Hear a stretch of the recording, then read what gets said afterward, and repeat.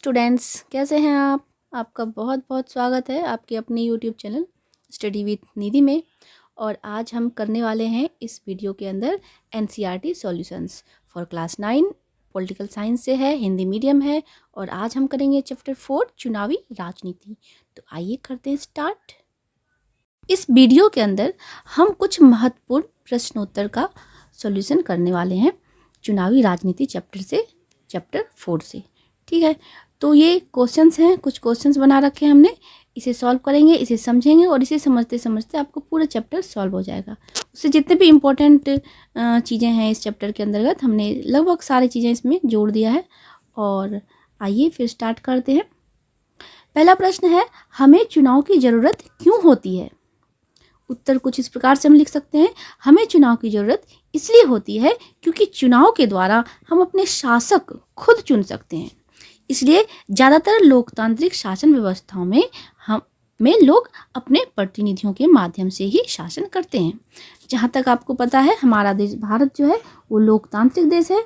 यहाँ पे जनता अपना शासक खुद चुनती है। यहाँ के लोकतंत्र की, यहाँ के चुनाव की ये मुख्य विशेषता है। तो आगे जानते हैं कि चुनाव क्या होता है। चुनाव क्या है?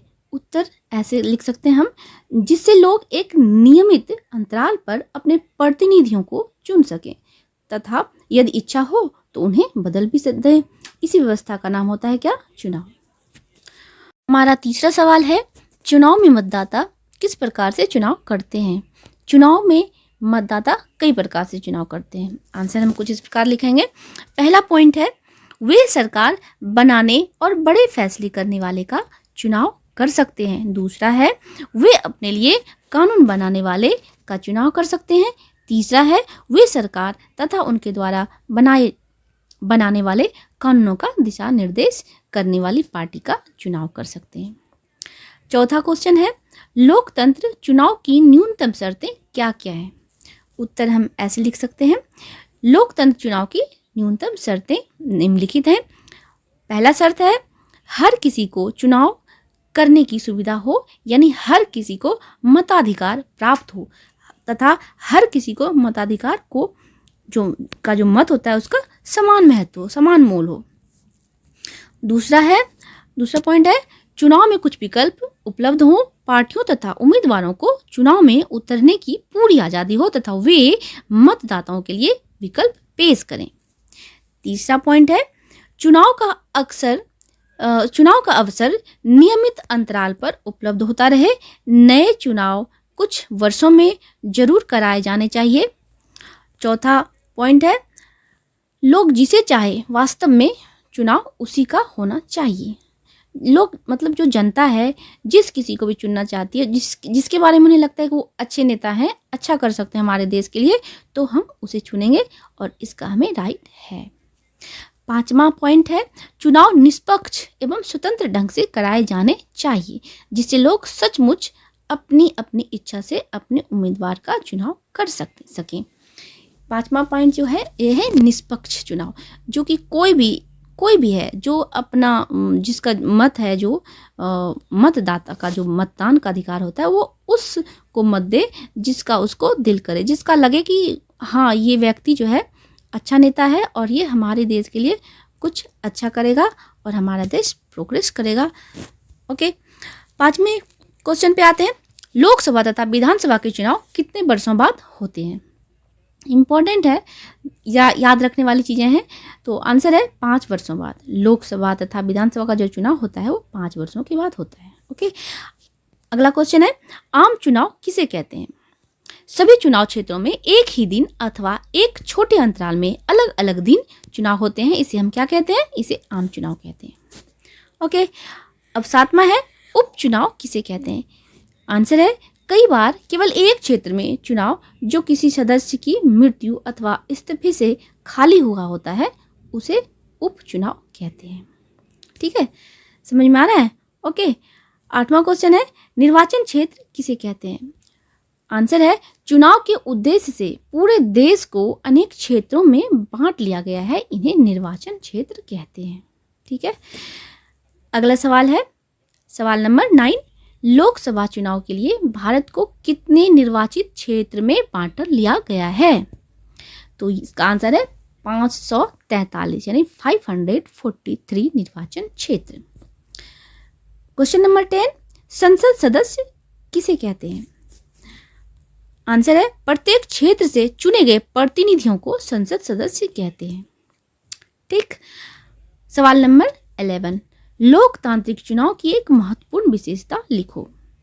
उत्तर है हर वोट का बराबर मूल्य हो। जैसा कि हमको पता है कि जो अमीर हो या कोई गरीब हो या कोई भी भिखारी भी हो ना, अगर तो उसका भी अगर एक मत है तो उसका जो मान है, उसका जो महत्व है वो किसी अमीर, किसी बहुत बड़े रईस आदमी के बराबर ही होता है, क्योंकि एक मत, एक नागरिक और एक मत का अधिकार। ठीक है, सबका जो मोल है सबका बिल्कुल बराबर है। विधायक किसे कहते हैं? सवाल नंबर 12, विधायक किसे कहते हैं?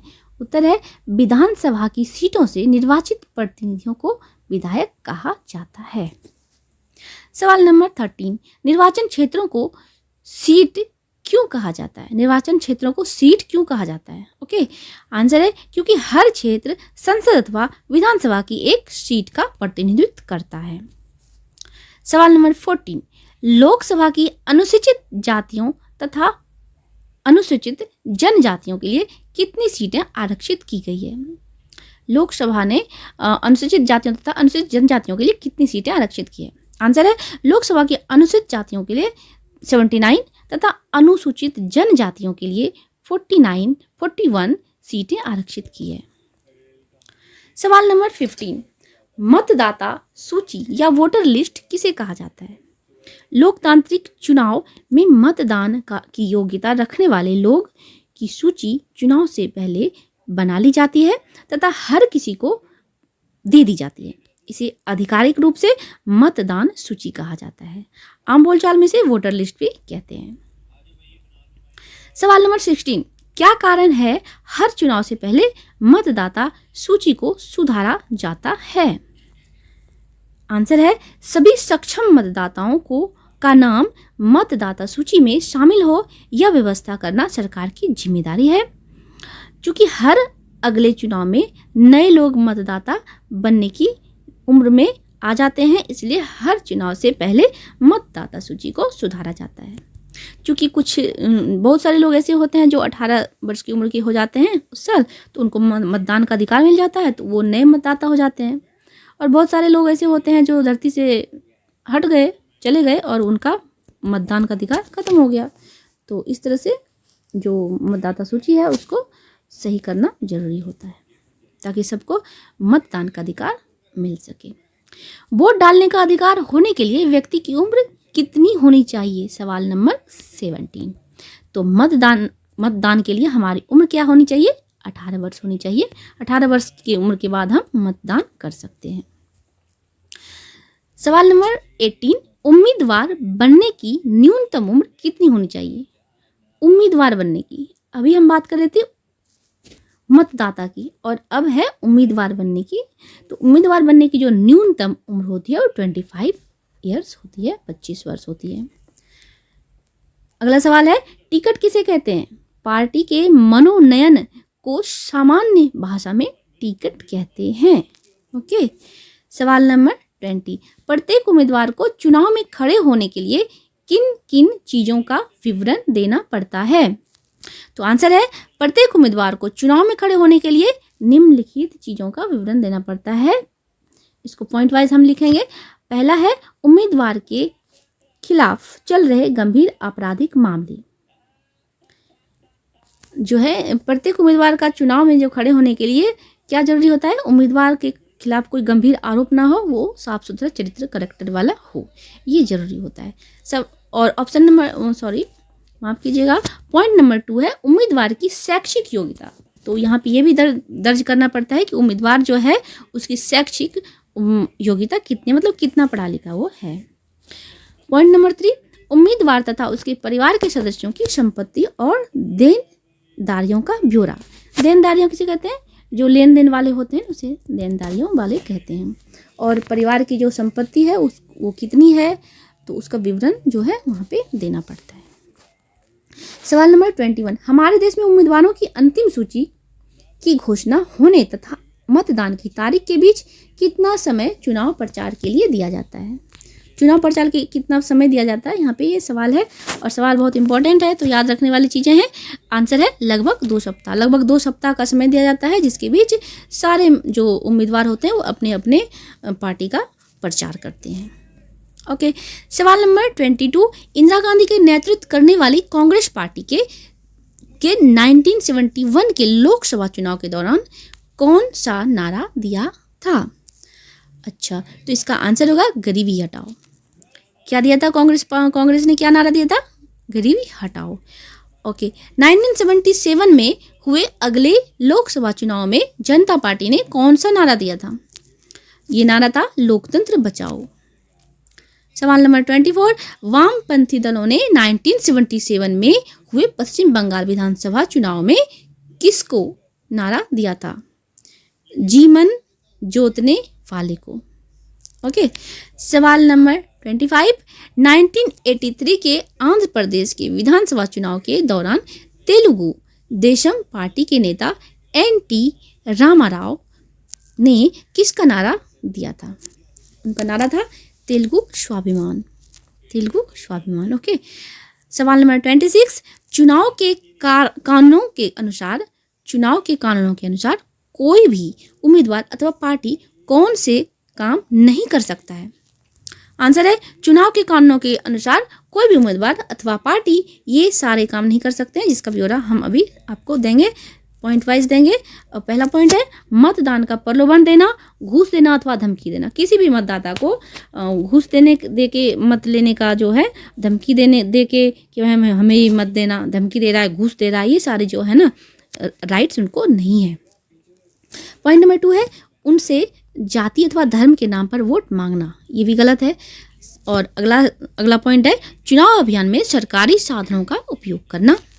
सरकारी साधन जो होते हैं उसे चुनाव के साधनों में चुनाव के दौरान जो है हम उसका उपयोग नहीं कर सकते हैं। अगला पॉइंट है लोकसभा चुनाव में एक निर्वाचन क्षेत्र में 25 लाख या फिर विधानसभा चुनाव में 10 लाख रुपए से ज़्यादा खर्च करना मना है। ओके, 27 प्रश्न है हमारे देश के सभी आदर्श आचार संहिता के अनुसार पार्टी को किन चीज़ों को करने की मनाही है? उत्तर है इन सभी चीज़ों को, जो कि हम अभी बताएंगे आपको। सरकारी वाहन, विमान या अधिकारियों का चुनाव में उपयोग। दूसरा, चुनाव प्रचार के लिए किसी धर्म स्थल का उपयोग। तीसरा, चुनाव की अधिक घोषणा को हो जाने के बाद मंत्री किसी बड़ी योजना का शिलान्यास, बड़े नीतिगत फैसले अथवा लोगों की सुविधाएं देने वाले वायदे नहीं कर सकते। 28 क्वेश्चन है मुख्य चुनाव आयुक्त की नियुक्ति कौन करता है? तो इसका जो है मुख्य चुनाव आयुक्त का जो नियुक्ति होता है वो भारत का राष्ट्रपति जो है, भारत के राष्ट्रपति वो करते हैं। तो क्या आप लोगों को पता है हमारे भारत का राष्ट्रपति अभी कौन है? अगर आपको पता है तो कमेंट सेक्शन में लिख के हमें बताएं, तो हमें समझ में आएगा, पता चलेगा कि आप ये ध्यान से देख रहे हैं। ओके, 29 प्रश्न भी आते हैं, चुनाव संरचना का वर्णन करो। ओके, तो ध्यान से सुनिएगा, आंसर कुछ इस प्रकार है। चुनाव का अंतिम चरण है मतदाताओं द्वारा वोट देना। इस दिन को आम भाषा में चुनाव कहते हैं। मतदाता सूची में शामिल नाम वाला हर व्यक्ति अपने इलाके में शामिल मतदान केंद्र पर जाता है। यह केंद्र अस्थायी तौर पर स्थानीय स्कूल अथवा सरकारी इमारत में बना दिया जाता है। जब मतदाता मतदान केंद्र जाता है तो चुनाव अधिकारी उसे पहचान कर उसकी उंगली पर एक काला निशान लगा देते हैं और उसे वोट डालने की अनुमति प्रदान करते हैं। मतदान के लिए इलेक्ट्रॉनिक वोटिंग मशीन का उपयोग किया जाता है। मशीन के ऊपर विभिन्न उम्मीदवारों के नाम और चुनाव चिन्ह बने होते हैं। निर्दलीय उम्मीदवारों को भी चुनाव अधिकारी अलग चुनाव चिन्ह देते हैं। ठीक है, मतदाता को जिस भी उम्मीदवार को अपना वोट देना होता है उसके चुनाव चिन्ह के आगे बटन को केवल एक बार दबाना होता है, 2 बार नहीं दबाया जाता। अगर 2 बार दबाने से ना वो जो वोट होता है वो खराब हो जाता है। मतदान पूर्ण हो जाने के बाद सभी वोटिंग मशीन को सील बंद करके एक सुरक्षित जगह पहुंचा दिया जाता है। ओके, तो ये था मतदान जो होता है उसका जो प्रोसेस होता है वो कैसे होता है। सवाल नंबर 30, चुनाव के दिन अधिकांश खबर में किस प्रकार की गड़बड़ियों की सूचना होती है? ये तो उत्तर है इसका, चुनाव के दिन अधिकांश खबरों में निम्न प्रकार की गड़बड़ियों की सूचना होती है। पहला, मतदाता सूची में फर्जी नाम डालने और असली नाम को गायब करने की। दूसरा है, अमीर उम्मीदवारों की बड़ी पार्टियां जो होती है उनके द्वारा बड़े पैमाने पर धन जो होता है खर्च करने की। शासक दल द्वारा सरकारी सुविधाओं और अधिकारियों के दुरुपयोग की। मतदान के दिन चुनावी धांधली, मतदाताओं को डराना और फर्जी मतदान करना। ये सारे जो न्यूज़ होते हैं ना वो उस दिन ज़्यादातर चलते हैं। सवाल नंबर 31, भारत के चुनाव आयोग के अधिकार लिखिए। भारत के चुनाव आयोग के अधिकार निम्नलिखित प्रकार से हैं। पहला है, चुनाव आयोग की अधिसूचना जारी करने से लेकर चुनावी नतीजों की घोषणा तक पूरी चुनाव प्रक्रिया के संचालन के प्रत्येक पहलू पर निर्णय लेता है। पॉइंट नंबर 2 है, यह आदर्श चुनाव संहिता लागू करता है और इसका उल्लंघन करने वाली पार्टियों और उम्मीदवारों को सजा देता है। तीसरा है, चुनाव आयोग चुनाव के दौरान सरकार को दिशा निर्देश मानने का आदेश दे सकता है। इसमें सरकार द्वारा चुनाव जीतने के लिए चुनाव में सरकारी मशीनरी का दुरुपयोग रोकना अथवा अधिकारियों का तबादला करना भी शामिल है। ठीक है। चौथा है, चुनावी ड्यूटी पर तैनात अधिकारी सरकार के नियंत्रण में न रहकर चुनाव आयोग के अधीन काम करता है। आज के लिए बस इतना ही, मिलते हैं अगले वीडियो में, तब तक जुड़े रहिए हमारे साथ। वीडियो पसंद आए तो लाइक करें, सब्सक्राइब करें और कमेंट सेक्शन में अपना सुझाव जरूर डालें। तब तक के लिए धन्यवाद। Thanks for watching. Bye bye.